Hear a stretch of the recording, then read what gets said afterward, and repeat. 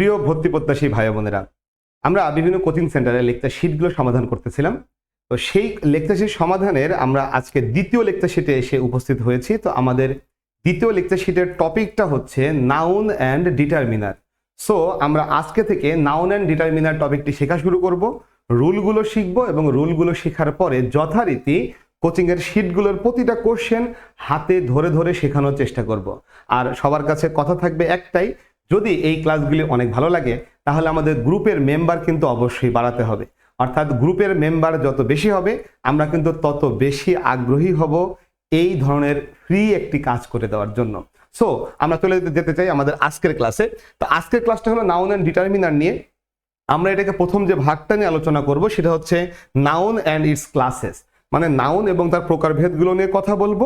পরের অংশে countable uncountable নিয়ে কথা বলবো। চেষ্টা করব পরের ক্লাসে কাউন্টেবল আনকাউন্টেবল পুরোটা শেষ করে দেওয়ার, যদি সম্ভব হয় ভালো, আর না হলে কাউন্টেবল আনকাউন্টেবলের উপরে 2টা ক্লাস থাকবে। অর্থাৎ আমরা সর্বমোট 2 অথবা 3টা ক্লাসে নাউন অ্যান্ড ডিটারমিনার পুরোটা কাভার আপ করবো। ক্লাস সর্বোচ্চ 1 ঘন্টার ভিতরেই হবে। সো 1 ঘন্টার class I think that's enough for এই নাউন অ্যান্ড ডিটারমিনার টপিক। ওকে, আমরা চলে আসি এরপরে আমাদের প্রথম যে নাউন যেহেতু আমরা পড়বো, তাহলে নাউনটা কাকে বলে? আমরা কিন্তু জানি যে নাউনের বাংলা হচ্ছে বিশেষ্য, আর বিশেষ্য মানে হচ্ছে যে কোনো কিছুর নাম। অর্থাৎ যে কোনো কিছুর নাম কি আমরা কি বলবো? নাউন বলবো। যে কোনো কিছুর নামই হলো নাউন। এখন সেই জিনিসটা কি হতে পারে? এটা কোনো ব্যক্তির নাম হতে পারে, বস্তুর নাম হতে পারে, স্থানের নাম হতে পারে, দেশের নাম হতে পারে। যে কোনো নাম কি আমরা নাউন বলি, এই কথাটা আমরা সবাই কিন্তু জানি। এখন এই যে নাউন যে কথাটা বললাম, এই যে সংজ্ঞাটা বললাম, এরকম জায়গা থেকেও কিন্তু খুবই সহজ টাইপের কিছু প্রশ্ন আসে। যেমন আমি যদি একটা কোশ্চেন দেখাই, the word adjective is a বা অ্যান, তাহলে অ্যাডজেক্টিভ শব্দটা আসলে কি হবে? লক্ষ্য করি, যখন এই ধরনের একটা প্রশ্ন পরীক্ষায় দিয়ে ফেলা হয় যে অ্যাডজেক্টিভ শব্দটা কি হবে, তখন স্টুডেন্টরা কিন্তু হঠাৎ করে একটু ভড়কে যায়, ভ্যাবাচেকা খেয়ে যায়, অ্যাডজেক্টিভ আবার কি? লক্ষ্য করি, পার্টস অফ স্পিচের যে 8টা প্রকার আছে, প্রত্যেকটা প্রকারের একটা করে নাম আছে। একটা প্রকারের নাম হলো নাউন, একটা প্রকারের নাম হলো অ্যাডজেক্টিভ। তাহলে অ্যাডজেক্টিভ হচ্ছে পার্টস অফ স্পিচের একটা প্রকারের নাম। আর আমরা জানি নাম প্রকাশ করে যে সে কি হয়, সে নাউন হয়। তাহলে অ্যাডজেক্টিভ শব্দটা নিজেও একটা নাউন, ভার্ব শব্দটা নিজেও একটা নাউন, নাউন শব্দটা নিজেও একটা নাউন। অর্থাৎ এখানে অ্যাডজেক্টিভ শব্দটা হবে একটা নাউন। তাহলে এই ধরনের সিম্পল কিছু কোশ্চেনও কিন্তু আমাদের পরীক্ষায় হঠাৎ করে ভয় পাওয়ায় দিতে পারে। সো আমরা নাউন সম্পর্কে জানলাম, যে কোনো কিছুর নাম কি আমরা কি বলি? নাউন বলি। সেটা যে কোনো কিছুর নাম হতে পারে, এমনকি সেটা একটা পার্টস অফ স্পিচের নামও হতে পারে। আশা করি আমরা বিষয়টা বুঝতে পেরেছি। এখন চলে আসি এরপরে নাউনের চেনার যে উপায় আছে, অর্থাৎ নাউন আমরা কিভাবে চিনব। নাউনকে চিনতে হলে প্রথমত আমাদের কিছু জিনিসপত্র জানতে হয়। যেমন আমরা অনেক সময় বলি TION থাকলে নাউন হয়, SION থাকলে নাউন হয়, OR থাকলে নাউন হয়, ER থাকলে নাউন হয়। সো এরকমই কিন্তু বেশ কিছু জিনিস আমরা শিখেছি। এইটা মনে রাখার জন্য আমি একটা মিছিলের মতন স্লোগান রেডি করেছি। সো আমরা এভাবে পড়বো, নাউন চিনতে দরকার অল ইজম অর আর। আবার যদি আমি বলি al ism or er, noun চিনতে দরকার। এইভাবে মিছিল যেভাবে আমরা করি না, তোমার ভাই, আমার ভাই, অমুক ভাই, অমুক ভাই, ওইভাবে নাউন চিনতে দরকার অল ইজম অর আর, এইভাবে মিছিল করবো আর কি। এটা প্রথম মিছিলের স্লোগান। দ্বিতীয়টা হচ্ছে এরকম, সিটাইমেন্ট এস শন চার শিপ নেস শন, চার শিপ নেস শন সিটাইমেন্ট এস শন। আমরা এইভাবে মুখস্থ করব। এই যে জিনিসগুলো দেখা যাচ্ছে AL ISM OR ER, কোনো একটা ওয়ার্ডের শেষে যদি আমি OR পাই তাহলে বলবো এটা একটা নাউন। কোনো একটা ওয়ার্ডের শেষে যদি আমি ER দেখি তাহলে বলবো এটা একটা নাউন। সো এইভাবে এই জিনিসগুলোকে ওয়ার্ডের শেষে দেখলে আমরা তাকে নাউন বলবো। তাহলে এটা কিভাবে পড়বো? নাউন চিনতে দরকার al ism or er, al ism or er, noun চিনতে দরকার সিটাইমেন্ট এস শন চার শিপ নেস শন, চার শিপ নেস শন সিটাইমেন্ট এস শন। এভাবে মুখস্থ করবো আর কি। আরেকটা আছে, সো এই 3টা ধাপে আমরা মুখস্থ করব। এন্স আনস ডোম হুড আইসলেট অক চিউড, আইসলেট অক চিউড এন্স আনস ডোম হুড। সো আশা করি নাউন চিনতে যে বিষয়গুলো প্রয়োজন আমরা এখান থেকে সেগুলো কিন্তু কালেক্ট করে নিতে পারবো। অর্থাৎ যদি কোনো ওয়ার্ডের শেষে আমি দেখি ENCE তাহলে সেটা একটা নাউন হবে, ANCE তাহলে সেটা একটা নাউন হবে। এইভাবে আমরা কিন্তু নাউনগুলোকে চিনে ফেলতে পারি। আশা করি এ ধরনের কোশ্চেন আমরা সবই চিনতে পারবো। সো দেখে আসি বিগত বছরের কোশ্চেনগুলোতে এখান থেকে কি ধরনের কোশ্চেন এসেছিল। সো প্রথমে দেখি প্রথম কোশ্চেনটা হচ্ছে দ্য ওয়ার্ড টরমেন্টর, আমরা একটু আগে বললাম ও আর ই আর থাকলে কি হয়, নাউন হয়, ফলে এটা একটা নাউন হবে। একইভাবে যদি বলা হয় দ্য ওয়ার্ড প্রোডাক্টিভিটি, আমরা বলছিলাম CYTY সিটাইমেন্টেশন, CYTY থাকলে সেটা কি হয়, নাউন হয়। তার মানে এটাও একটা কিন্তু নাউন হবে, অর্থাৎ আমাদের উত্তরটি হলো নাউন। দেন দেখি ফ্রিকোয়েন্সি CY যেহেতু আছে, তাহলে সেটা CY থাকলে কি হয়, নাউন হয়, তাহলে আমরা বলবো এটাও একটা নাউন হবে। অর্থাৎ এইভাবে আমরা কিন্তু যে কোনো ওয়ার্ড দেখাই সরাসরি বইলা দিতে পারবো যে ভাই এইটা একটা নাউন। কিভাবে পড়লাম আরো একবার স্মরণ করিয়ে দেই, আমরা কিন্তু মিছিল করে করে পড়েছি। আপনারা যারা মেসে থাকেন, হোস্টেলে থাকেন, যেখানে থাকেন, আসেন আমরা মিছিল করা শুরু করতে পারি একসাথে এইভাবে। নাউন চিনতে দরকার al ism or er, al ism or er, noun চিনতে দরকার সিটাইমেন্টেশন, চার শিপ নেশন, চার শিপ নেশন, সিটাইমেন্টেশন, এন্স আনস ডোমহুড আইসলেট অকচিউড। আশা করি আমরা মিছিলে করে নাউন চেনার বিষয়টা ক্লিয়ার হয়ে যেতে পারবো। এবার চলে আসি এরপরে পরবর্তী যে বিষয়টা, সেটা হচ্ছে একটা সেন্টেন্সে নাউন আসলে কোথায় বসে, অর্থাৎ নাউনের পজিশন কোথায়, কোন কোন জায়গায় নাউনকে পাওয়া যায়। সো আমরা প্রথমে বলবো যে এইটা মনে রাখার জন্য একটা শর্টকাট আছে, সেটা হচ্ছে সব পাপে নাউন বসে, সব পাপে নাউন বসে, সব পাপে নাউন বসে। তাহলে একটা সেন্টেন্সে নাউন কোথায় বসে, সব পাপে নাউন বসে। সো এটার পূর্ণরূপ কি লক্ষ্য করি, এসতে হলো সাবজেক্ট, এসতে হলো সাবজেক্ট, ওবিতে হলো অবজেক্ট, পিতে হলো প্রিপোজিশন, এতে হলো আর্টিকেল, পরের এতে অ্যাডজেক্টিভ এবং শেষের পিতে হলো পসেসিভ। তার মানে আমরা বলতে পারি সব পাপের পূর্ণরূপ শিখে ফেলেছি। এসতে হলো সাবজেক্ট, ওবিতে হলো অবজেক্ট, পিতে হলো প্রিপোজিশন, এতে হলো আর্টিকেল, পরের এতে অ্যাডজেক্টিভ এবং শেষের পিতে হলো পসেসিভ। সো এসতে হলো সাবজেক্ট, আমরা বলবো সাবজেক্ট হিসেবে কে বসে, নাউন বসে, তবে কোথায় বসে, মেইন ভার্বের আগে বসে। তার মানে বাক্যের যেটা মেইন ভার্ব, সেই মেইন ভার্বের আগের জায়গাটা কার, সাবজেক্টের, আর সেখানে কে বসে, একটা নাউন বসে। আবার চলে আসি ওবিতে হলো অবজেক্ট, অবজেক্ট কোথায় বসে, অবজেক্ট বসে হচ্ছে ট্রানজিটিভ ভার্ব নামের একটা ভার্ব আছে, সেই ভার্বের পরে। এখন আমরা বলবো যে ভাই ট্রানজিটিভ ভার্ব তো আমরা চিনি না, ট্রানজিটিভ ভার্বের বাংলা হচ্ছে সকর্মক্রিয়া। ট্রানজিটিভ ভার্বের বাংলা হলো সকর্মক্রিয়া, মানে এমন কিছু ভার্ব আছে যাদের অবজেক্ট নেওয়ার ক্ষমতা আছে, অর্থাৎ অবজেক্ট সে নিতে পারে। তাহলে যদি সেই ভার্ব অবজেক্ট নিতে পারে, তাহলে তারপরে অবজেক্ট বসবে, আর সেই অবজেক্ট হিসাবে কে বসবে, নাউন বসবে। তার মানে আমি যদি একটা মেইন ভার্ব পাই বাক্যের, তাহলে মেইন ভার্বের আগের জায়গাটা সাবজেক্টের, এইখানে একটা নাউন বসতে পারে। আবার যদি আমি একটা ট্রানজিটিভ ভার্ব পাই, মানে যে সকল ভার্বের অবজেক্ট নেওয়ার ক্ষমতা আছে, অর্থাৎ এই ভার্বটা অবজেক্ট নিতে পারে, এরপরে যদি আমি কখনো কোনো একটা কিছু বসাই, সেটা অবজেক্ট হবে, আর এখানে তখন আমি একটা নাউন বসাতে পারি। অর্থাৎ এই দুটো রুল আমরা বুঝতে পারছি যে একটা হলো সাবজেক্ট হিসেবে নাউন বসে, আর একটা হচ্ছে অবজেক্ট হিসেবে নাউন বসে।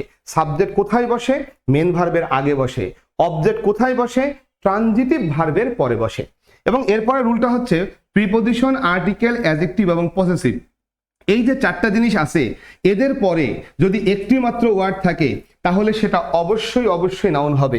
এদের পরে কয়টা ওয়ার্ড থাকবে, একটি ওয়ার্ড, তাহলে সেটা অবশ্যই কি হবে, নাউন হবে। এদের পরে যদি দুইটা ওয়ার্ড থাকে, তাহলে কি হবে, আমরা অনেক সময় এভাবে পড়ি, দুইটা ওয়ার্ড থাকলে অ্যাডজেক্টিভ প্লাস নাউন হবে। আমরা এইভাবে পড়বো না, আমরা পড়বো এদের পরে যদি দুইটা ওয়ার্ড থাকে, তাহলে শেষেরটা হবে নাউন, আগেরটা হবে অ্যাডজেক্টিভ। শেষেরটা হবে নাউন, আগেরটা কি হবে, অ্যাডজেক্টিভ হবে। যদি এদের পরে তিনটা ওয়ার্ড থাকে, তাহলে শেষেরটা হবে নাউন, তার আগেরটা হবে অ্যাডজেক্টিভ, তার আগেরটা অ্যাডজেক্টিভ অথবা অ্যাডভার্ব, দুইটাই হতে পারে। সো এই কথাটা খুবই গুরুত্বপূর্ণ। আমরা দেখেছি অনেক জায়গায় অনেকেই বলে যখন আর্টিকেলের পরে তিনটা ওয়ার্ড থাকে, তখন শেষেরটা নাউন হয়, সবাই এটা বলে, আমিও এটা বলেছি। তার আগেরটা অ্যাডজেক্টিভ হয়, সবাই এটা বলে, আমিও এটা বলেছি। কিন্তু তার আগের ওয়ার্ডটা সবাই বলে অ্যাডভার্ব হয়, কিন্তু আমি বলেছি সেখানে অ্যাডভার্বও হতে পারে, অ্যাডজেক্টিভও হতে পারে। আমাকে ডিসাইড করতে হবে যেই বাক্যটা আমাকে দেওয়া হলো সেখানে কে আছে। আশা করি আমার কথাটা বুঝতে পারলাম। আরো একবার চলে আসি, পাপের পূর্ণরূপ হলো পিতে হলো প্রিপোজিশন, এতে হলো আর্টিকেল, পরের এতে অ্যাডজেক্টিভ এবং শেষের পিতে হলো পসেসিভ। এই যে চারটা জিনিস, এদের পরে আমি যদি একটা ওয়ার্ড দেখি, তাহলে সেই ওয়ার্ডটা অবশ্যই কি হবে, নাউন হবে। যদি এদের পরে দুইটা ওয়ার্ড দেখি তাহলে কি হবে, শেষেরটা নাউন হবে, আগেরটা হবে অ্যাডজেক্টিভ। আর যদি এদের পরে তিনটা ওয়ার্ড দেখি তাহলে শেষেরটা কি হবে, নাউন, তার আগেরটা কি হবে, অ্যাডজেক্টিভ। এটা নিয়ে কোনো সমস্যা নেই, কিন্তু তার আগের ওয়ার্ডটা অ্যাডজেক্টিভও হইতে পারে, অ্যাডভার্বও হইতে পারে। এখন আমরা অ্যাডজেক্টিভ হবে না, অ্যাডভার্ব হবে। যেই বাক্যটা আমাকে আইডেন্টিফাই করতে বলবে সেই বাক্যটা দেখে ডিসাইড করতে হবে। তার কারণ কোনো কোনো বাক্যে এখানে অ্যাডজেক্টিভ বসে, কোনো কোনো বাক্যে এখানে অ্যাডভার্ব বসে। আশা করি এই রুলটা কোনোটাই বুঝতে কোনো সমস্যা থাকার কথা না, এবং বেশিরভাগ বই অথবা কোচিং এর পড়াশোনা এখানেই শেষ হয়ে গেছে। কিন্তু আমরা ভুলে যাই এই রুলটা অ্যাপ্লাই করার। এই যে একটা ওয়ার্ড থাকলে নাউন হয়, দুইটা হলে অমক হয়, তিনটা হলে তমক হয়, এই রুল অ্যাপ্লাই করার দুইটা মেজর সমস্যা আছে, যেটা স্টুডেন্টরা এখন বুঝবে না, বুঝবে পরীক্ষার হলে বৈশা। সো এই সমস্যা দুইটাকে সমাধান করি, যখন সমস্যা সামনে আসবে তখন আমরা সবাই বুঝবো তাই তো আগে তো ভেবে দেখি নাই যে এই রুলের মধ্যে একটা ঝামেলা আছে, এই রুলের মধ্যে একটা মানে গিট্টু আছে, একটা ভেজাল আছে। যখন আমরা পরীক্ষার হলে বসতাম তখন টের পাইতাম, বাট আমি এখনই টের পাওয়াই দিব। সো আমরা এই রুলটার প্রথম একটা সমস্যা বের করতে চাই, সেটা হচ্ছে এই জায়গাটা। আমি প্রথমেই বলে রাখছি যে এইখানটাই কিন্তু সবাই বলে adverb plus adjective plus noun. একেবারে ভুল কথা ভাই, এখানে সবসময় অ্যাডভার্ব হবে বলা যাবে না, এখানে অ্যাডভার্ব হতে পারে, এখানে অ্যাডজেক্টিভও হতে পারে। আমি এখনই এক্সাম্পল দিব। সো আমরা প্রথমে এই সমস্যাটাকে সমাধান করি, তারপরে আরেকটা সমস্যা দেখব। মোট সমস্যা হলো দুইটা। সো এখান থেকে আমরা নাউনের পজিশন সম্পর্কে আইডিয়া পেয়ে গেলাম যে নাউন কোথায় বসে।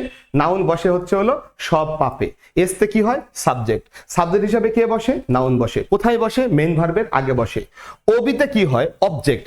অবজেক্ট হিসাবে কে বসে, নাউন বসে, কিন্তু কোথায়, ট্রানজিটিভ ভার্বের পরে। তার মানে ভার্বটা অবশ্যই কি হতে হবে, ট্রানজিটিভ হতে হবে। তারপরে চলে আসে পি এ এ পি, পাপ। এখানে একটা এ হবে, পি এ এ বি, পাপ। তাহলে পিতে কি হয়, প্রিপজিশন। এতে কি হয়, আর্টিকেল। পরের এতে অ্যাডজেক্টিভ, শেষের পিতে পসেসিভ। তাহলে এদের পরে একটা মাত্র ওয়ার্ড হলে সেটা মাস্ট নাউন হবে, দুইটা ওয়ার্ড হলে শেষেরটা নাউন আগেরটা অ্যাডজেক্টিভ হবে। আর যদি তিনটা ওয়ার্ড হয় শেষেরটা নাউন আগেরটা অ্যাডজেক্টিভ, তার আগেরটা অ্যাডজেক্টিভ অথবা অ্যাডভার্ব, যে কোনোটাই হতে পারে। এখন আমরা প্রথম সমস্যাটা সমাধান করতে চাই যে অ্যাডজেক্টিভ নাকি অ্যাডভার্ব কিভাবে বের করা যায়। যখন তিনটা ওয়ার্ড থাকে তখন আমরা লক্ষ্য করি শেষেরটা নাউন হয়, আগেরটা অ্যাডজেক্টিভ হয়, কিন্তু তার আগেরটা অ্যাডজেক্টিভও হইতে পারে, অ্যাডভার্বও হইতে পারে। তার মানে এটা কি হবে, বাক্য থেকে বাক্যতে ভিন্ন হবে। আমাকে তাই যে বাক্যটা পাবো সেই বাক্যটা নিয়ে কাজ করতে হবে। আমি এখানে দুইটা বাক্যের অংশ রাখবো। প্রথমে দেখি, যখন বলা হবে a very good boy, he is a very good boy, এখানে লক্ষ্য করলাম আর্টিকেলের পরে কিন্তু একটা, দুইটা, তিনটা ওয়ার্ড আছে। আবার যদি আমি এভাবে বলতাম এ হ্যান্ডসাম টল বয়, এখানেও কিন্তু আর্টিকেলের পরে একটা, দুইটা এবং তিনটা আছে।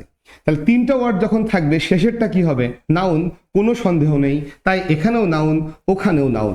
তার আগের ওয়ার্ডটা কি হবে, অ্যাডজেক্টিভ। গুড, এটাও অ্যাডজেক্টিভ, এইটাও অ্যাডজেক্টিভ, এইটা নিয়েও কোনো সন্দেহ নেই। কিন্তু আমাদের ঝামেলা কিন্তু এইখানটায় এসে, অর্থাৎ লাস্টেরটা নাউন হবে নিশ্চিত, তার আগেরটা কি হবে, অ্যাডজেক্টিভ নিশ্চিত, তার আগেরটা কি হবে। তার মানে আমাদের মূল কনফিউশন এখানে, ভেরিটা কি হবে, কনফিউশন এখানে, হ্যান্ডসামটা কি হবে। লক্ষ্য করি এই ওয়ার্ডটা যদি গুডকে মডিফাই করে, এই ওয়ার্ডটা যদি গুডকে মডিফাই করে তাহলে ভেরি হবে একটা অ্যাডভার্ব। আর এই ওয়ার্ডটা যদি বয়কে মডিফাই করে তাহলে ভেরি হবে একটা অ্যাডজেক্টিভ। সো আমরা বুঝবো যে গুডকে ভেরি মডিফাই করলো নাকি বয়কে মডিফাই করলো, কিভাবে বুঝবো। লক্ষ্য করি গুড মানে হলো ভালো, আমরা বলবো যে ভালো, খুব ভালো নাকি খুব ছেলে। বয় মানে ছেলে বা বালক, তাহলে খুব ভালো বলবো নাকি খুব ছেলে বলবো। বুঝতেই পারতেছি খুব কিন্তু বয়কে বা ছেলেকে মডিফাই করে না, খুব মডিফাই করে কাকে, ভেরিকে। সো খুব মডিফাই করে হচ্ছে গুডকে, সরি, খুব মডিফাই করে গুডকে। ফলে আমরা ঘোষণা করে ফেললাম যে এইখানটায় ভেরি মডিফাই করছে গুডকে, তাই সেটা একটা অ্যাডভার্ব হবে। কিন্তু এখানে যদি আসি a handsome ton boy, a handsome টল বয়, এখন এই হ্যান্ডসাম কাকে মডিফাই করছে, টলটা কি হ্যান্ডসাম না বয়টা হ্যান্ডসাম, বোঝাই যাচ্ছে বয়টা হলো হ্যান্ডসাম। তার মানে এই হ্যান্ডসাম কিন্তু একটা অ্যাডজেক্টিভ। এইভাবে আমরা নির্ণয় করব যখন আর্টিকেলের পরে তিনটা ওয়ার্ড থাকবে, সেক্ষেত্রে নাউন মাস্ট, তার আগেরটা অ্যাডজেক্টিভ, ওকে এটাও মাস্ট, কিন্তু তার আগেরটা অ্যাডজেক্টিভ নাকি অ্যাডভার্ব চেক করে দেখতে হবে, না হলে বিপদে পড়তে হবে। ওকে, সো আমরা পজিশনের প্রথম সমস্যাটা দেখলাম, এই সমস্যা সবাই সমাধান করে ফেলছি আশা করি। এবার চলে আসি পরবর্তী সমস্যা। পরবর্তী সমস্যা হলো আমরা একটা বাক্য দেখবো এখন। A village doctor is he who provides medical treatment to the villagers. এখানে আর্টিকেলের পরে একটা, দুইটা, তিনটা, চারটা, পাঁচটা, ছয়টা, সাতটা, আটটা, নয়টা, 10টা, 11টা। তার মানে এখানে আর্টিকেলের পরে 11টা ওয়ার্ড আছে। তাহলে আমরা বলছিলাম আর্টিকেলের পরে একটা ওয়ার্ড হলে নাউন হয়, দুইটা হলে অমক হয়, তিনটা হলে তমক হয়। এইখানে তো 11টা ওয়ার্ড হয়ে গেছে। এইবার কি হবে? আসলে সমস্যাটা কোথায় হয়েছে? এই সমস্যার কথা আমরা কেউ ভাবিই নাই। এই যে যারা ক্লাসটি দেখছেন, ভেবে দেখেন এই সমস্যা কখনো ভাবছেন কিনা? কখনোই ভাবেন নাই। এখানে একটা মেজর সমস্যা আছে। সমস্যাটা হলো যে আমরা বলছিলাম এভাবে যে preposition, article, adjective, possessive, preposition, article, adjective, possessive, এদের পরে প্রিপোজিশন, আর্টিকেল, অ্যাডজেক্টিভ, পসেসিভ, এদের পরে। তার মানে এখান থেকে গোনা শুরু করব, কিন্তু কখনোই বলি নাই কত দূর গুনবো, এইটা কিন্তু বলা ছিল না। ফলে যখন আর্টিকেলটা বাক্যের শুরুতে চলে আসলো, তখন এই বাক্যের পুরোটাই এই বাক্যের আর্টিকেলের পরে আছে, পুরোটাই। ফলে আমরা কিন্তু কনফিউজড হয়ে গেলাম আসলে কত দূর গুনবো। লক্ষ্য করি, যদি এখানে বলি আর্টিকেলের পরে একটা ওয়ার্ড আছে, তাহলে এটা কিন্তু হবে নাউন। আবার যদি বলি এখানে আর্টিকেলের পরে দুইটা ওয়ার্ড আছে, তাহলে এটা হবে নাউন, এটা কিন্তু হবে অ্যাডজেক্টিভ। তার মানে কয়টা গুনবো এটা কিন্তু চরম গুরুত্বপূর্ণ বিষয়, যেটা কেউ বলে না। সবাই বলে এক ওয়ার্ড হলে নাউন হবে, দুই ওয়ার্ড হলে শেষেরটা নাউন, আগেরটা অ্যাডজেক্টিভ, অথবা বলে অ্যাডজেক্টিভ প্লাস নাউন, তিনটা ওয়ার্ড হলে adverb plus adjective plus noun. এইভাবে শেখাটা খুব সহজ, পরীক্ষার হলে ধরা খাওয়াটা তার চেয়ে বেশি সহজ। সো আমি যেভাবে বলেছি কথাটা এইভাবে মনে রাখতে হবে যে আমাকে অবশ্যই একটা শেষের সীমানা দিতে হবে। আমরা বলবো প্রিপোজিশনের পরে, আর্টিকেলের পরে, অ্যাডজেক্টিভের পরে, পসেসিভের পরে, কিন্তু ভার্বের আগে, অ্যাডভার্বের আগে, প্রিপোজিশনের আগে, কনজাংশনের আগে, বা পাংচুয়েশন মার্ক, কমা, ফুল স্টপ বা প্রশ্নবোধক চিহ্ন এর আগে, এদের পরে, এদের আগে, এদের পরে, এদের আগে কয়টা ওয়ার্ড আছে সেটা আমরা গুনবো। যদি মাঝখানে একটা ওয়ার্ড থাকে তাহলে সেটা নাউন হবে, দুইটা ওয়ার্ড থাকলে শেষেরটা নাউন, আগেরটা অ্যাডজেক্টিভ হবে, তিনটা ওয়ার্ড থাকলে শেষেরটা নাউন, আগেরটা অ্যাডজেক্টিভ, তার আগেরটা অ্যাডজেক্টিভ অথবা অ্যাডভার্ব হবে। আশা করি আমরা বুঝতে পারলাম যে আমাদের গুণাগুণের বিষয়টা কতটা গুরুত্বপূর্ণ। কেন? তার কারণ আর্টিকেলের পরে কতগুলো ওয়ার্ড আছে সেটা যদি ঠিক মতন ধরতে না পারি, তাহলে গুণাগুণি করতে যে সমস্যা হবে। জাস্ট আমি আরো একবার বলে দিই, সবাই এভাবে পড়ে যে এদের পরে একটা ওয়ার্ড হলে সেটা নাউন হয়, দুইটা ওয়ার্ড হলে অ্যাডজেক্টিভ প্লাস নাউন হয়, তিনটা ওয়ার্ড হলে adverb plus adjective plus noun হয়। এই কথাটা ভাই যদি এভাবে শিখি, শিখতে খুব সহজ হবে, কিন্তু পরীক্ষা হলে কিন্তু ভুল হওয়াটা অনেক বেশি সহজ হয়ে যাবে। ওকে, আমরা এরপরে চলে আসতে চাই আমাদের এই রুলের উপরে কোশ্চেন। ওয়েন্ডেলা গেইনড প্রমিনেন্স ফর শূন্যস্থান। লক্ষ্য করি, এই যে ফর, এই যে টু, তার মানে এদিকে প্রিপোজিশন, প্রিপোজিশনের পরে এখানে আরেকটা প্রিপোজিশন, তাহলে প্রিপোজিশনের আগে, তাহলে এদের মাঝখানে কি হতে পারে? নাউন হতে পারে। এখন চলে আসি, হিজ অপোজড, তারপরে হিজ অপোজিশন, নাউন আছে, তারপরে হি ওয়াজ ক্লজ, এটা ক্লজ হবে না এখানে, তারপরে অপোজিং, এটা হবে না। সো আমাদের উত্তর হবে হিজ অপোজিশন। তাহলে Wendela gained prominence for his opposition to President Obama's social change. So আশা করি আমি বুঝতে পারতেছি, প্রিপোজিশন দিয়ে শুরু মানে প্রিপোজিশনের পরে এবং আরেকটা প্রিপোজিশনের আগে, দুই পাশে দুইটা আমি কি পেলাম? দুই পাশে দুইটা সীমানা পেলাম। মাঝখানে আমি এখন কি দিব? নাউন দিব। এই যে এইখানটায় নাউন আছে, সো আমরা সেই নাউনটা এখানে ব্যবহার করে দিলাম। 2 নম্বরে চলে আসি, ন্যাচারাল রাবার কামস ফ্রম। লক্ষ্য করি, এখানে একটা প্রিপোজিশন আছে, এখানে একটা প্রিপোজিশন আছে। সো দুইটা প্রিপোজিশনের মাঝে অপশন বলতেছে এসো ওয়ার্ড বসাই। তো এখন এখানে বলতে পারো কেউ কেউ যে ভাই সিওয়াই থাকলে নাউন হয়, আপনি বলেছিলেন, কিন্তু আইসি থাকলেও নাউন হয়। শব্দটা হচ্ছে জুস, সো আমরা এখানে জুস বসাতে পারি। কিন্তু যদি কোনো নাউনের পরে অফ আসে, তাহলে সেই নাউনের আগে দি বসে। যদি কোনো নাউনের পরে অফ আসে, তাহলে সেই নাউনের আগে কি বসে? দি বসে। সো যেহেতু এইখানটায় অফ আছে, তাই আমাকে এখানে শুধু জুস বললে হবে না, আমাকে বলতে হবে দি জুস অফ এ ট্রি। অর্থাৎ সঠিক উত্তর হবে ডি নাম্বারটা। অর্থাৎ প্রিপোজিশনের পরে আরেকটা প্রিপোজিশনের আগে, মাঝখানে কয়টা ওয়ার্ড? দুইটা ওয়ার্ড। তাহলে কি হলো? আর্টিকেল প্লাস নাউন হলো। এখন আর্টিকেল কেন হলো? দি কেন হলো? এই অফের কারণে দি হলো। এখানে একই কথা, দি এবং অফের মাঝখানে অপশন বলতেছে একটা ওয়ার্ড দিতে পারো, তাহলে দি আর অফের মাঝখানে অবশ্যই কি দিতে হবে? নাউন দিতে হবে। এই পাশে আর্টিকেল, এই পাশে প্রিপোজিশন, মাঝখানে একটা ওয়ার্ড, অবশ্যই সেটা নাউন হবে। তাহলে the development of our country. আশা করি রুলটা কিভাবে অ্যাপ্লাই করি আমরা কিন্তু বুঝতে পারতেছি। চলে আসি তারপরে পরবর্তী যেটা, সেটা গিভিং শূন্যস্থান। গিভিং যেহেতু ভার্ব, হতে পারে সে জিরান্ড, হতে পারে সে আইএনজি, কিন্তু সে তো ভার্ব। তাহলে ভার্বের পরের জায়গাটা কার? অবজেক্টের। অবজেক্ট হিসাবে কে বসে, নাউন বসে, তাহলে হবে এটা নাউন। তাহলে giving suggestion Zaman went to English Express BD. Okay, 5 নম্বরে চলে আসি, the noun from the world west. এই কোশ্চেনটা নিয়ে অনেকেরই কনফিউশন আছে, অনেকেই বলতেছে ভাই ওয়েস্ট শব্দে নাউন ফর্ম কি হবে। ওয়েস্ট শব্দে নাউন ফর্ম তো ওয়েস্টও হইতে পারে, আবার হচ্ছে হলো ওয়েস্টেজও হইতে পারে। তো এখন কোনটা আমরা দিব? প্রথম কথা বলি, ওয়েস্টের নাউন ফর্ম দুটোই হয়, একটা ওয়েস্টেজও হয় আর একটা হচ্ছে এই যে ওয়েস্টেজ, অথবা হতে পারে ওয়েস্ট, দুটোই হতে পারে, ওয়াস্ট বা ওয়েস্ট যাই উচ্চারণ করি না কেন। এখন প্রশ্ন হলো এটা কোথা থেকে নিয়েছে? এই ওয়েস্ট শব্দটা নিয়েছে হচ্ছে আমাদের টেক্সট বই থেকে, আমাদের টেক্সট বইয়ের মধ্যে থেকে ওয়েস্ট শব্দটা নেওয়া হয়েছে। সো টেক্সট বইয়ের লেখা ছিল এভাবে যে নিচের ওয়ার্ডগুলি নাউন এবং ভার্ব দুইটা হিসেবে ব্যবহৃত হতে পারে, তারপরে এই তালিকাটা দেওয়া ছিল, সেইখান থেকে নেওয়া হয়েছে। এইটা ঢাকা বিশ্ববিদ্যালয়ের বি ইউনিটের কোশ্চেন, সেখান থেকে ব্যবহার করা হয়েছে ওয়েস্ট শব্দটা। ফলে আমরা যখন পরীক্ষায় এই ধরনের কোশ্চেন পেয়েছিলাম, যেহেতু ঢাকা বিশ্ববিদ্যালয়ের বি ইউনিট টেক্সট বই থেকে প্রশ্নগুলো বেশি করে, আমরা তখন উত্তর হয়তো বা ওয়েস্ট দিয়েছি আর কি। কিন্তু ওয়েস্টের নাউন ফর্ম ওয়েস্টেজও হয়, সো আমরা ওয়েস্টেজও দিতে পারতাম। এটা টেক্সট বই থেকে নিয়েছে, টেক্সট বই থেকে নেওয়ার ফলে আমরা ওয়েস্টকে নাউন ফর্ম ওয়েস্ট হিসেবেই দিব।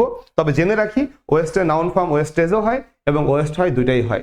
সো এই ধরনের কোশ্চেনের ক্ষেত্রে মানবিক বিভাগ ঢাকা বিশ্ববিদ্যালয়ে টেক্সট বই অনুসরণ করে, আমরা জানি, সেই সেন্স থেকে আমরা উত্তর হয়তো বা ডি বলছি।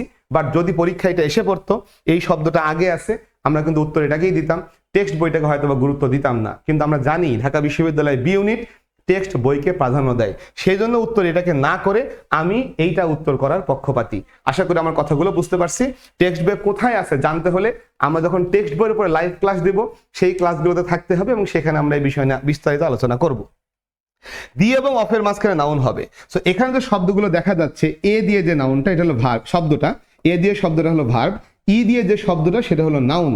তাহলে নাউনের সাথে তো আর আইএনজি যুক্ত হয় না। সো এ দিয়ে এটা হলো ভার্ব, এটা হলো নাউন। আমার লাগবে দি আর অফের মাঝখানে কি লাগবে? একটা নাউন লাগবে। তাহলে সেই নাউন এটা না, সেই নাউন এটা হতে পারতো, কিন্তু নাউনের সাথে তো আইএনজি হয় না।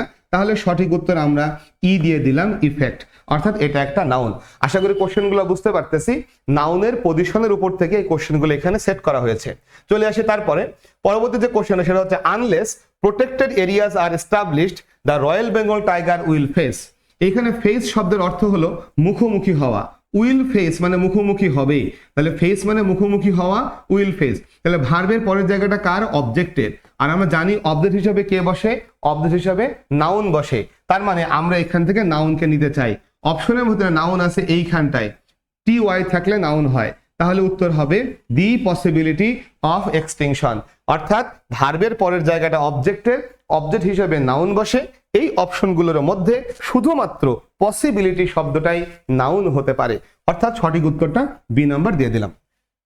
8 নম্বর কোশ্চেন দেখি, এ মাস্টারি অফ ক্যালকুলাস ডিপেন্ডস অন।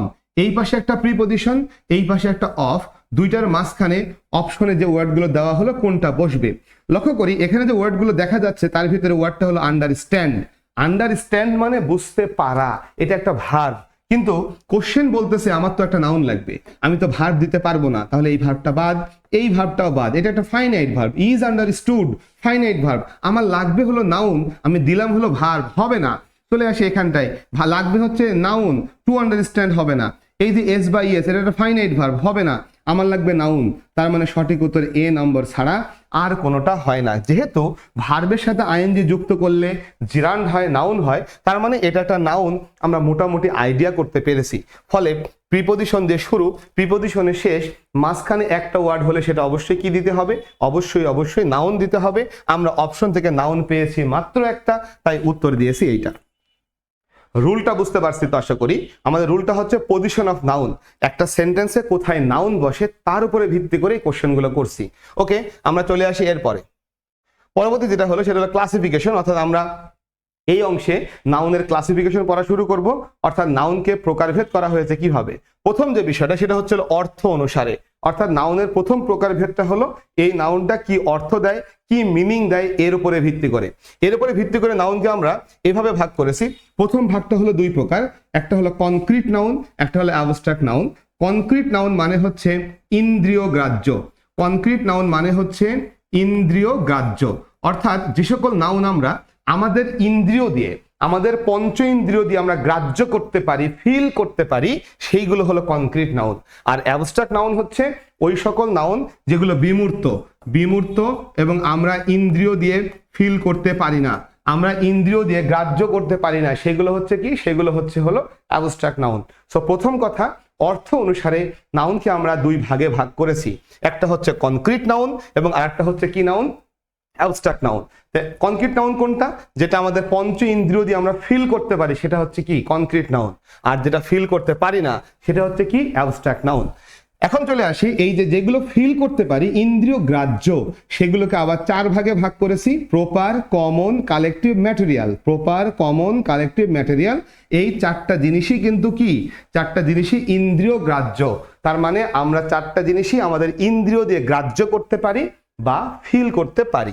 এখন আমরা প্রত্যেকটা জিনিস শেখার চেষ্টা করব, প্রপার নাউন কোনগুলো, কমন নাউন কোনগুলো, কালেকটিভ নাউন কোনগুলো, বা ম্যাটেরিয়াল নাউন কোনগুলো, বা অ্যাবস্ট্রাক্ট নাউন কোনগুলো, এগুলো আমরা শেখার চেষ্টা করব। খালি এতটুকু মনে রাখি, অ্যাবস্ট্রাক্ট নাউনকে বাংলায় অনেকে গুণবাচক বিশেষ্য বলে, আমাদের বইয়েও অনেক সময় গুণবাচক বিশেষ্য লেখা থাকে, কিন্তু অনেক অনেক অ্যাবস্ট্রাক্ট নাউন পাওয়া যাবে যেটা দোষ বা গুণ কোনো কিছুই প্রকাশ করে না।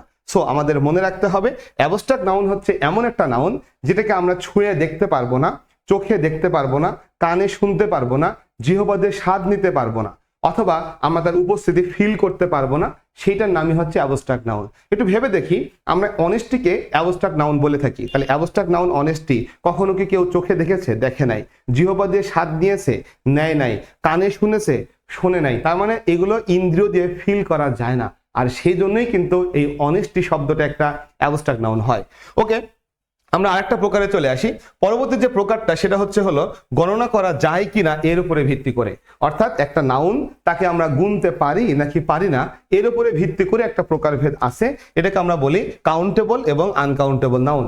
এটা নিয়ে বিস্তারিত ক্লাস হবে আমাদের এই ক্লাস সিরিজ ক্লাসের পরেরটাই আর কি। তার মানে আমরা কিন্তু নাউন অ্যান্ড ডিটারমিনারের আজকে প্রথম ক্লাস, যেখানে আমরা শিখছি নাউন এবং তার প্রকারভেদগুলো নিয়ে, কিন্তু পরের ক্লাসটা শুরু হবে কাউন্টেবল এবং আনকাউন্টেবলের মধ্যে তুলনামূলক আলোচনা নিয়ে। সো নাউন দুই প্রকার, একটা নাম হচ্ছে কাউন্টেবল এবং আরেকটা নাম হচ্ছে আনকাউন্টেবল। তাহলে কাউন্টেবল কোনটা? যেগুলোকে গণনা করা যায়। আনকাউন্টেবল কোনটা?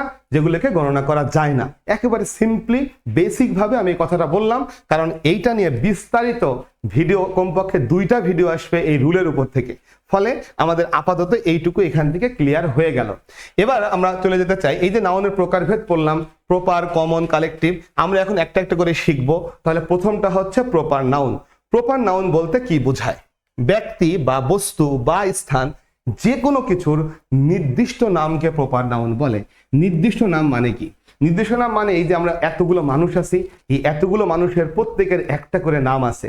যেমন আমার নাম হলো সোহেল, তাহলে যদি সোহেল নামে ডাকা হয় তাহলে আমি উত্তর দিব এটা আমার নির্দিষ্ট নাম। সোহেল নামে ডাকলে নিশ্চয়ই জামাল, কামাল কেউ একজন উত্তর দিবে না, তাহলে আমার একটা নির্দিষ্ট নাম আছে, সেটা হলো সোহেল। আবার লক্ষ্য করি, আমার বাসায় একটা পোষা কুকুর আছে, ওর নাম হলো টমি, তাহলে আমি যদি টমি বলে ডাকি তাহলে অন্য একটা কুকুর কিন্তু ঘেউ ঘেউ করে আমার কাছে আসবে না ভাই, টমি নামের যে কুকুরটা সেই আসবে, মানে টমি কিন্তু ওই কুকুরটার নির্দিষ্ট নাম। এইভাবে সারা বিশ্বে অনেক দেশ আছে, একটা দেশের নাম বাংলাদেশ, তাহলে বাংলাদেশ কি নাউন? Proper noun. অনেকগুলো বিভাগ আছে, একটা বিভাগের নাম ময়মনসিংহ, তাহলে ময়মনসিংহ একটা কি? Proper noun. এইভাবে নির্দিষ্ট কোনো কিছুর নামকে আমরা কি বলি? প্রপার নাউন বলি। যেমন সারা বছরে 12টি মাস, একটা মাসের নাম জানুয়ারি, একটার নাম ফেব্রুয়ারি, এগুলো কি ভাই? এগুলো প্রপার নাউন। সপ্তাহে 7টা দিন, তাদের একটার নাম হলো স্যাটারডে, সানডে, তাহলে এগুলো কি? Proper noun. আশা করি প্রপার নাউন সম্পর্কে আমরা আইডিয়া পেয়েছি।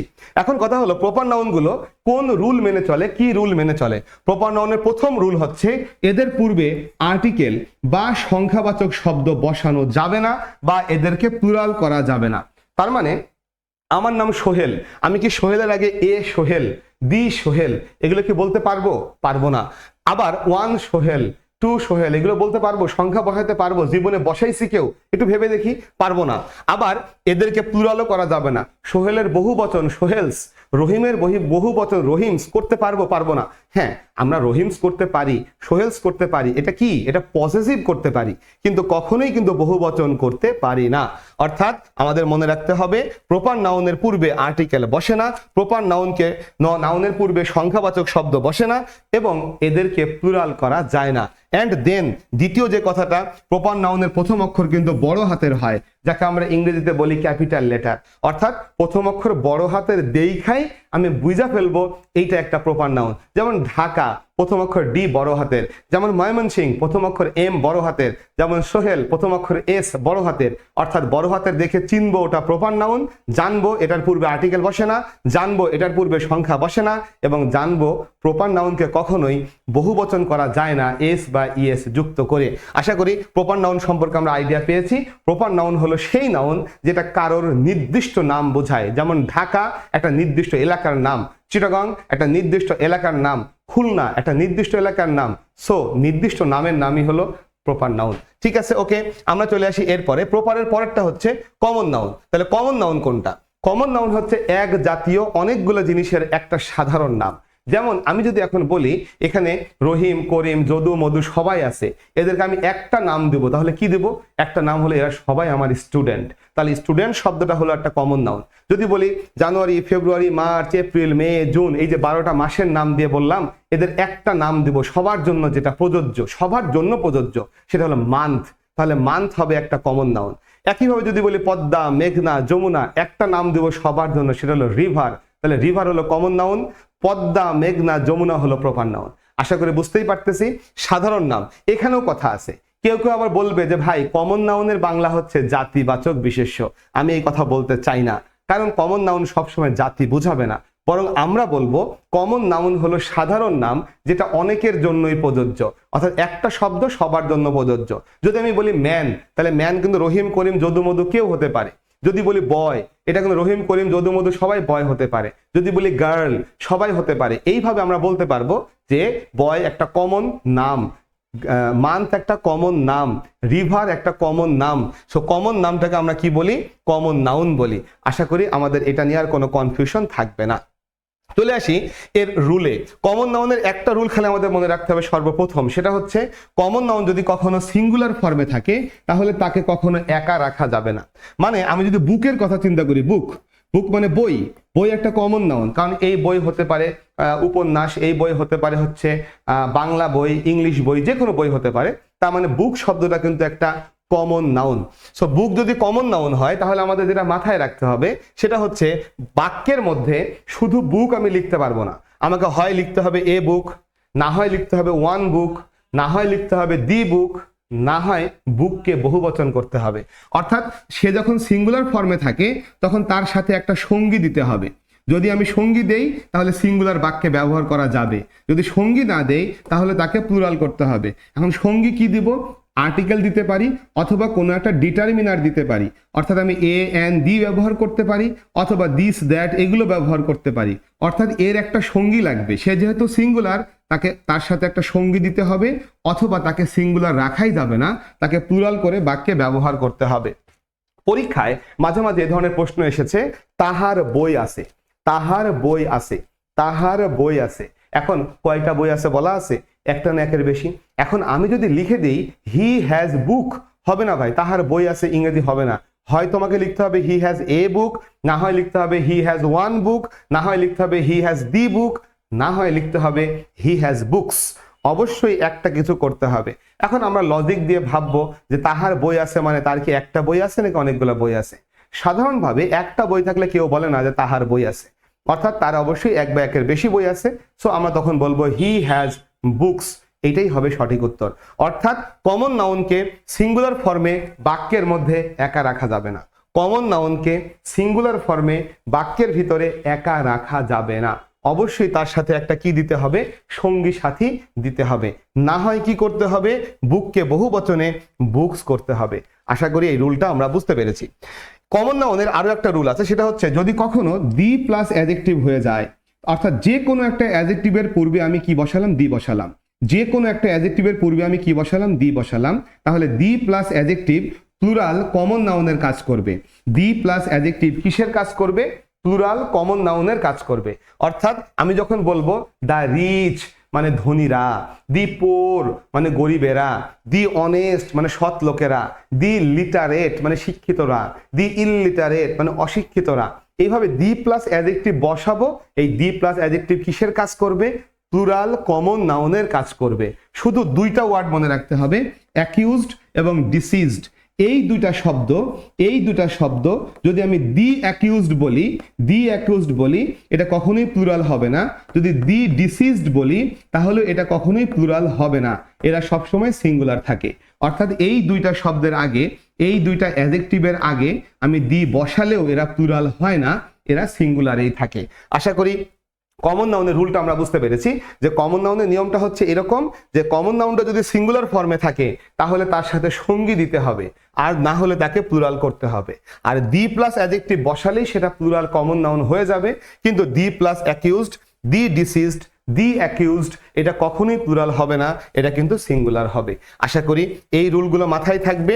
এখান থেকে পরীক্ষায় প্রশ্ন আসে, যদিও আমাদের লেকচার শিটগুলোতে এত তথ্য দেওয়া নেই, আমি দিচ্ছি এই জন্য বিগত বছরের কোশ্চেন অথবা আমাদের যে লেকচার শিটে আরো কিছু কোশ্চেন সলভ করতে হবে সেটার আলোচনায় এই ধরনের তথ্যগুলো লাগবে, কিচ্ছু করার নাই। সো আমাদের এগুলো শিখতে হবে। আশা করি আমাদের সাথেই থাকবেন পরবর্তী অংশটায়। কমন নাউনের পরের নাউনটার নাম হচ্ছে কালেকটিভ নাউন। তাহলে কালেকটিভ নাউন কোনগুলো? কালেকটিভ নাউন হচ্ছে যে কোনো কিছুর সমষ্টিগত নাম, অর্থাৎ আমি যে কোনো কিছুকে একটা দল বানাবো, সেই দলের একটা নাম দেব। যেমন এখানে যদি আমি স্টুডেন্টের কথা চিন্তা করি, এই সবগুলোকে সবাই student, Rahim student, Karim student, Jamal student, Kamal student. তো এই সবগুলি স্টুডেন্টকে নিয়ে একটা গ্রুপ বানালাম, বানায়ে আমি প্রাইভেট পড়ানো শুরু করলাম। তাহলে এই গ্রুপটাকে আমরা বলি হচ্ছে ব্যাচ।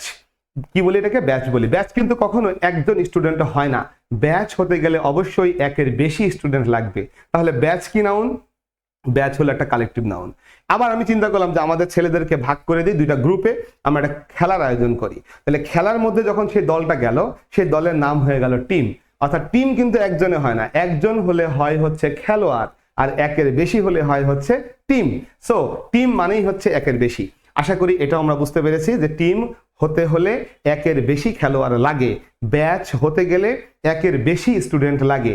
এইভাবে আমরা কালেকটিভ নাউন চিনতে পারি যে কালেকটিভ নাউন হলো এমন একটা নাউন যার ভিতরে সদস্য আছে কমপক্ষে 2 বা 2 এর বেশি। এখন একটু ভেবে দেখি, ফ্যামিলি, পরিবার কখনো একজনে হবে?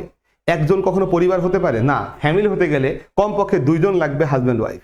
হয়তো বা এরপরে বাচ্চা কাচ্চা নাতি পুতি সবকিছু দিয়ে অনেক সময় 50-100 জন সদস্যরও পরিবার হতে পারে, বাট 2 এর নিচে কখনো নামবে না। অর্থাৎ যে নাউনটা তৈরি হতে কমপক্ষে 2 জন বা তার চেয়ে বেশি লাগে তারই নাম হচ্ছে কালেকটিভ নাউন। যে নাউনটা তৈরি হতে কমপক্ষে 2 জন বা তার চেয়ে বেশি লাগে ওইটার নামই হচ্ছে কালেকটিভ নাউন।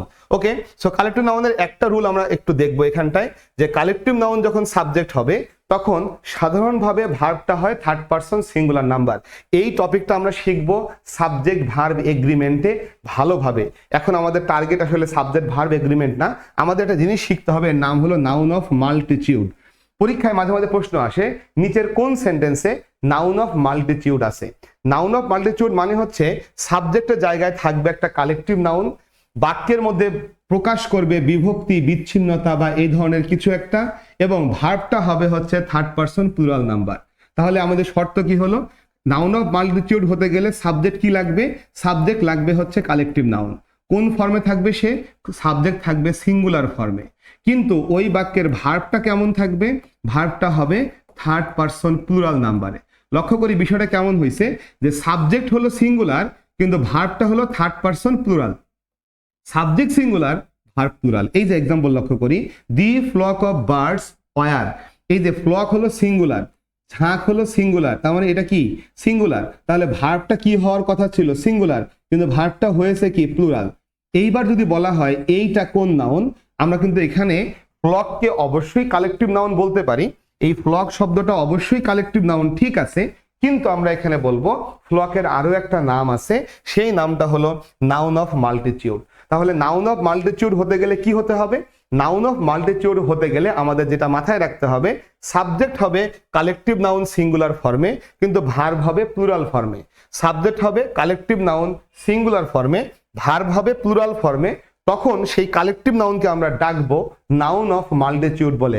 কথাটা ভালো করে মনে রাখতে হবে, সাবজেক্ট হবে কালেকটিভ নাউন সিঙ্গুলার ফর্মে, কিন্তু ভার্ব হবে প্লুরাল ফর্মে। Subject singular, verb singular.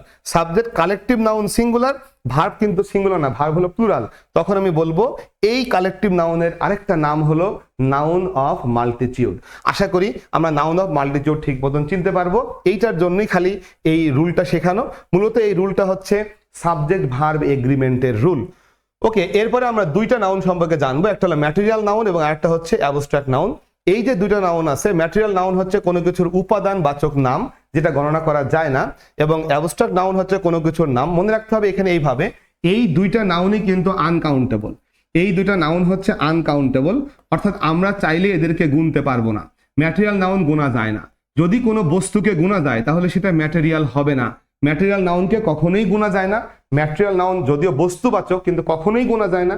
যে সকল বস্তুকে গোনা যায়, যেমন কলম, এটা একটা ম্যাটেরিয়াল নাউন মনে হতে পারে, বস্তু মনে হতে পারে, কিন্তু কলম গোনা যায়, এটা কমন নাউন।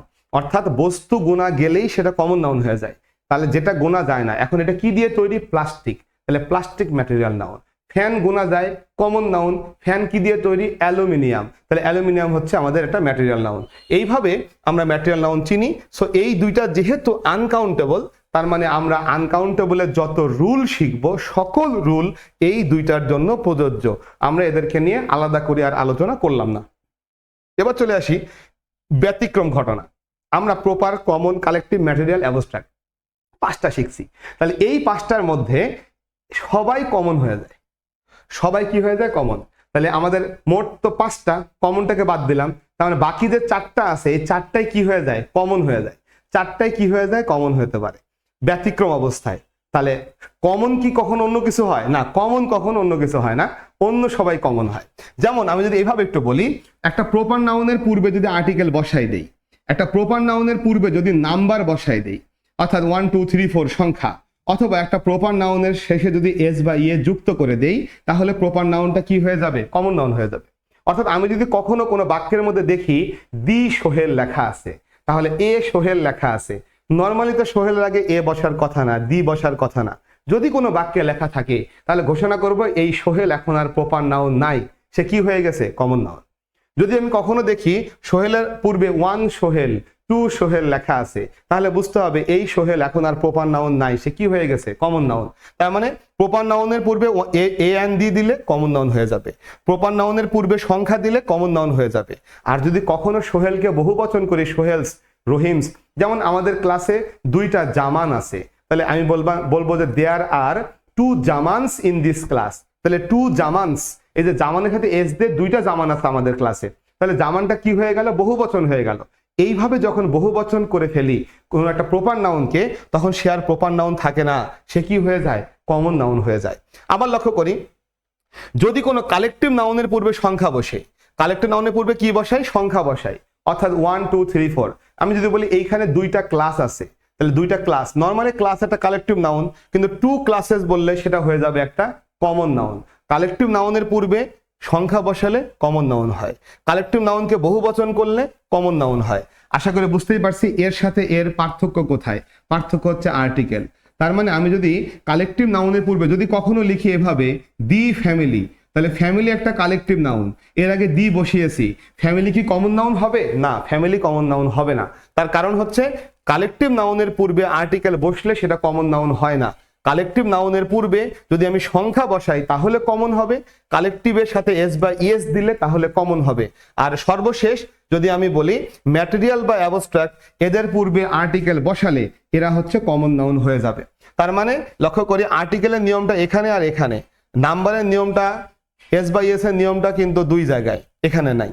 আমি এক কথাই বলি, প্রপার নাউনের পূর্বে আর্টিকেল বসাবো, সংখ্যা বসাবো, বহুবচন করব, প্রপার নাউন কমন হয়ে যাবে।